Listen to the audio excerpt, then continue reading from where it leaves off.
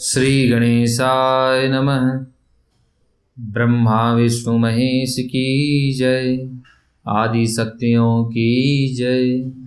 जय जय जय श्री राधे। आज हम सनातन संस्कृति का मूल ज्ञान भाग नंबर 4 लेकर आए हैं। हम इसमें जानेंगे आत्मा व जीव। आत्मज्ञान, जो ज्ञान हमें सुनने में एकदम सरल सा लगता है, लेकिन समझने पर उतना ही गहरा होता जाता है। इसी ज्ञान के साक्षात्कार से महान ऋषि मुनियों ने बड़ी बड़ी शक्तियां, सिद्धियां और उच्चतम लोकों की प्राप्ति की है, तथा इसी ज्ञान से ही उन्होंने जीवन के सर्वोच्च लक्ष्य को भी प्राप्त किया है। ये ज्ञान तब शुरू होता है जब हम भौतिक तत्व और आत्मा तत्व के बीच का अंतर समझने लगते हैं। तभी ये हमें स्पष्ट होने लगता है कि हम ये शरीर नहीं, हम आत्मा हैं। अहम ब्रह्मास्मि, मैं एक शाश्वत आत्मा हूं। हमारा शरीर एक वाहन की तरह है, जिसमें हम जीवात्मा एक वाहन चालक की तरह बैठे हैं। अब ये पढ़कर हम ये सोचना शुरू कर देंगे कि अरे हाँ, मुझे पता है, हम ये शरीर नहीं हैं, हम आत्मा हैं। आत्मा शरीर बदलती रहती है, आत्मा शाश्वत है, वगैरह वगैरह। अरे प्रभु, ये सब तो हम जानते ही हैं, कुछ नया बताओ। और फिर हम इस ज्ञान पर कभी विचार ही नहीं करते और फिर से हमारे सांसारिक दिनचर्या में हम वापस लौट जाते हैं। परंतु आज नहीं। आज सोचिए, आपका शरीर कितना भी सुंदर, तंदुरुस्त, मोटा, पतला, स्वस्थ, रोगी, युवा या वृद्ध हो, आखिर में तो एक जटिल यंत्र के सिवाय और कुछ भी नहीं है। यंत्रारूढ़ाणी मायया, भगवत गीता 18.61। जो 11 इंद्रियों से बना है। इन 11 इंद्रियों को किस प्रकार विभाजित किया गया है, आइए जानते हैं। 5 ज्ञानेंद्रियां, 5 कर्मेंद्रियां, 1 उभयेंद्री। 5 ज्ञानेंद्रियां के माध्यम से हमारा शरीर सूचना के रूप में जानकारी प्राप्त करता है, जैसे आंखों से दृश्य, कानों से आवाज, नाक से गंध, जीभ से स्वाद तथा त्वचा से स्पर्श। इसी जानकारी का उपयोग करके हमारा शरीर क्रिया करता है।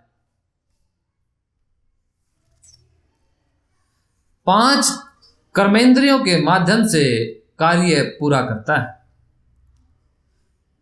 हाथ, पैर, मुंह, जननांग, मलाशय, इन सभी को संचालित करती है 11वीं उभयेंद्री, और वो है मन। मतलब इससे स्पष्ट होता है कि जो हमारा शरीर बना है, उसमें 11 इंद्रियों का बहुत बड़ा योगदान है। इसीलिए हमारे इस यंत्र जैसे शरीर का मुख्य कार्य है ज्ञानेंद्रियों से जानकारी लेना, उभयेंद्रियों से उस जानकारी का संचालन करना और कर्मेंद्रियों से अपना कार्य पूरा करना। लेकिन वो क्या है जो यह सब करने की इच्छा करता है, सोचता है और उसका अनुभव करता है?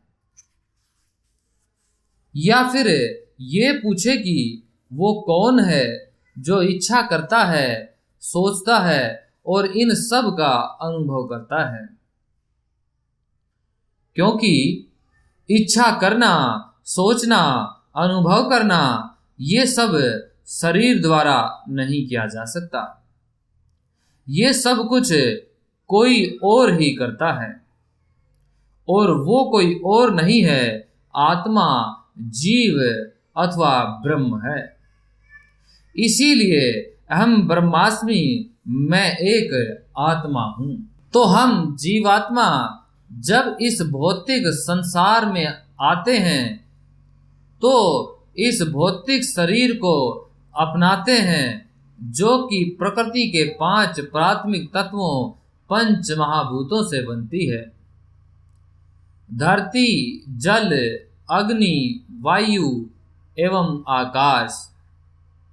परंतु इस भौतिक शरीर के उपरांत हमारा एक और शरीर है, जिसे हम जहां भी जाते हैं साथ लेकर जाते हैं, मृत्यु के बाद भी।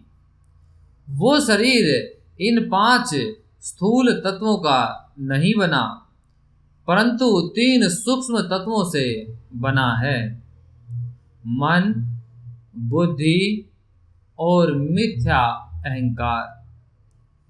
अब यहां से शुरू होता है जीवन का वास्तविक खेल। हम हमारे विचारों, इच्छाओं और कर्मों से हमारे सूक्ष्म शरीर को आकार देते हैं, और वो सूक्ष्म शरीर हमारे स्थूल अथवा भौतिक शरीर को आकार देता है।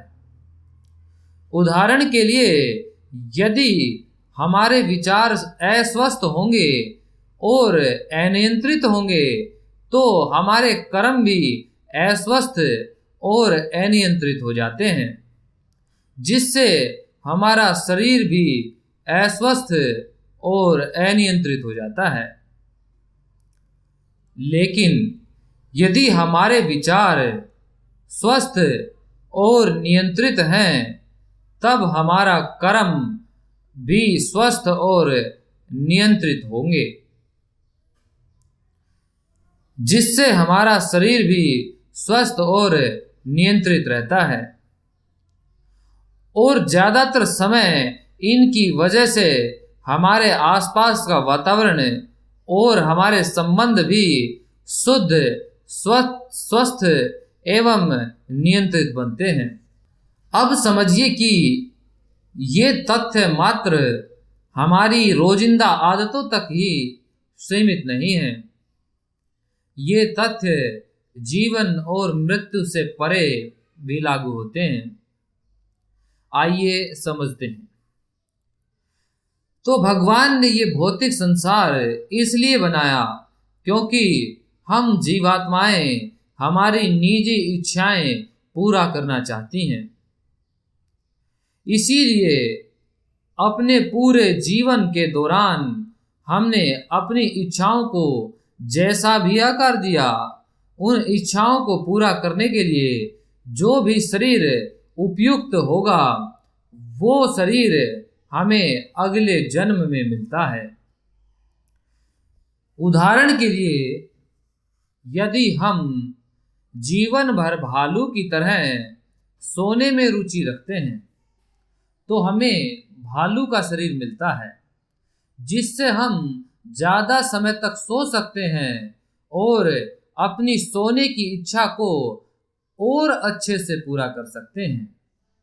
अगर हम भेड़िए की तरह मांस खाने में रुचि रखते हैं, तो हमें भेड़िए या कुत्ते का शरीर मिलता है, जो मांस खाने की हमारी इच्छा को पूरा करने के लिए ज्यादा उपयुक्त है। और यदि हम हमारे पूरे जीवन में संभोग और संभोग में ही रुचि रखते हैं, तो फिर उसी के अनुसार हमें सूअर या कबूतर का शरीर मिलता है, जहां वो जीव प्रतिदिन 50 से 60 बार संभोग कर सकता है और अपनी ऐसी यौन इच्छाओं को पूरा कर सकता है, जो इस मानव शरीर में रहते हुए संभव नहीं है।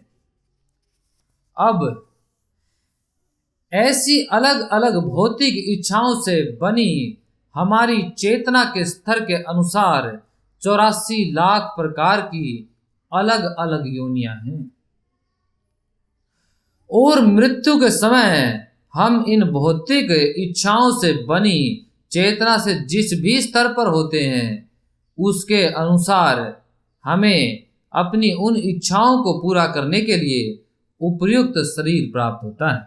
जैसा पद्म पुराण में कहा गया है, जलज नव लक्षाणी 9 लाख जलीय योनियां हैं, सथावर लक्ष्य विंशति 20 लाख पेड़ और पौधों की योनियां हैं, कर्मयो रुद्र संख्यक 11 लाख सर्पीय योनियां हैं, पक्षिणाम 10 लक्षणम 10 लाख पक्षियों की योनियां हैं, त्रिंसल लक्षाणी पशु 30 लाख स्थलीय पशुओं की योनियां हैं, चतुर्लाक्षाणी मानव और 4 लाख मानव प्रजातियों की योनियां हैं, जिसमें देवता, राक्षस, दैत्य, गंधर्व, किन्नर, चित्त, चरण, यक्ष सभी समाहित हैं।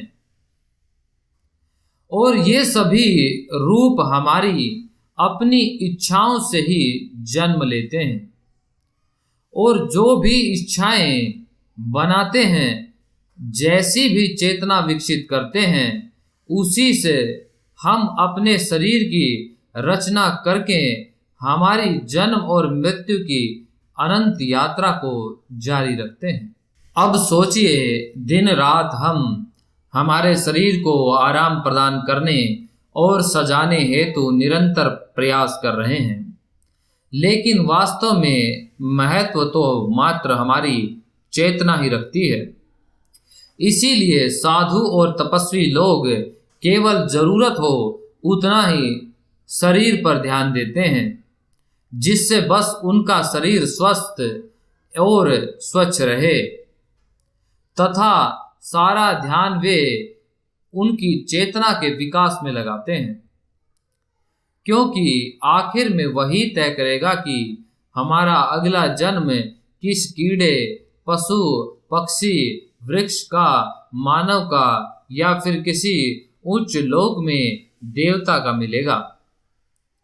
या फिर हमारे पास एक और विकल्प है, यदि हम हमारे जीवन का उपयोग हमारी चेतना को भगवान की ओर, नारायण की ओर ले जाने के लिए करते हैं, तो हम इससे कभी न खत्म होने वाले जन्म मृत्यु के चक्र से हमेशा के लिए बाहर निकल जाते हैं और अपने मूल शाश्वत रूप में हमारे शाश्वत निवास स्थान को वापिस जा सकते हैं, जो है सत चित एवं आनंद, अर्थात अनंत, जागृत एवं आनंदित से युक्त आध्यात्मिक जगत, जहां हमें मिलेंगे।